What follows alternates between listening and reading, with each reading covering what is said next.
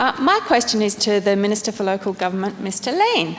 The many problems associated with illicit tobacco retailing are rapidly becoming even more significant in Victoria, particularly for many law-abiding small businesses. Unfortunately, Section 36 of the Tobacco Act places the responsibility for search and seizure of illegal tobacco with local councils. However, councils rarely have sufficient resources, let alone the specialist surveillance, evidence gathering and law enforcement expertise or personnel to undertake this work. Minister, in that context, could you tell me what actions the government is currently taking to improve the capacities of local government to deal with these serious problems, or alternatively, if anything will be done to reassign these significant responsibilities to dedicated law enforcement agencies that are better resourced and funded to undertake this work? Thank you, Minister Lean. Thank you, President. I feel like I'm in a similar situation to the question Ms Fraser asked me yesterday, but I will endeavour to do my best to respond to Ms Maxwell's question, because I know this is an area she's actually quite interested in. But I will say that I will have to get some information from the Minister for Health, who has a responsibility for the Tobacco Act, but I'm prepared. I will do that. And President, I think there's about 126 acts that come over the top of local government, and some of them, obviously, the Tobacco Act and the Food Act and the Building Act and Planning, Environment, of course, and there's a number of the acts that are responsible for other ministers, and those ministers do work closely with local government for local government to be able to fulfil their responsibilities in those particular acts.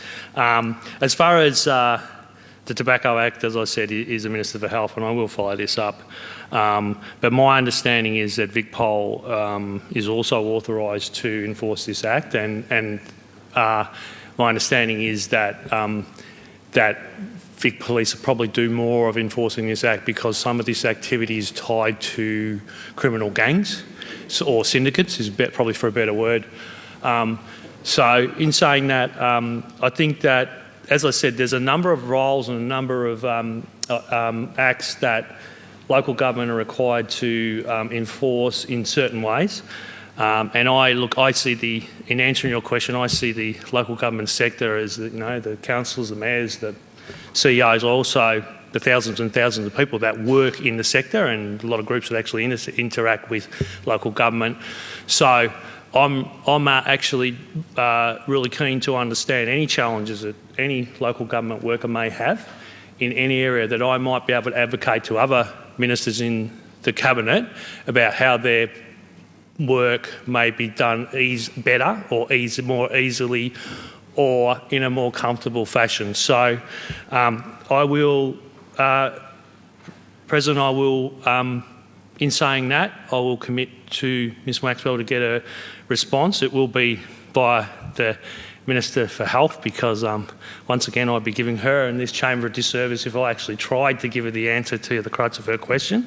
And I'll say to Ms Maxwell, I'm more than happy to work in with her any way that I can under my responsibilities on this issue or any other issue that I think as there is some genuine concern about. Ms Maxwell on a supplementary. Thank you, President, and thank you, Minister Lean. And I think a big part of the problem is that whether it be state or federal, police, council, whoever, everybody runs for cover and nobody wants to completely take responsibility. So in the previous question, I mentioned that the problems around illegal tobacco are rapidly escalating. KPMG found recently, for example, that 20% of all tobacco consumed in Australia is now illicit, and Channel 9's Current Affair calculated last week that smuggling tobacco is now up to 10 times more profitable than smuggling cocaine. Minister, could you therefore please outline what actions, if any, the government is currently taking to increase the penalties associated with illegal tobacco retailing? I ask that given the current powers in Victoria to close down illegal tobacco retailers seems to only have practical impact for about 24 hours in most cases, and the other sanctions currently available to the government do not seem to be providing us a sufficient deterrent effect either. Mr Lean. Yeah, thanks, President, and thanks, Ms Maxwell. I think the answer is that I haven't been party to any discussions around this issue, and any foreshadowed actions, if any, that the government may be planning to take. So I will I will. I will.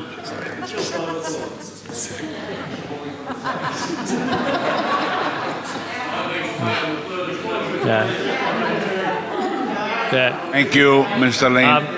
President, I set this up with Mr. Talamis. If ever I get a hard question, he puts a video on, and but it's not a hard question. It's a fair question. I will get the appropriate response to that question. That's a standard question. And as I said, it will have to come via the Minister for Health, but I will chase that up.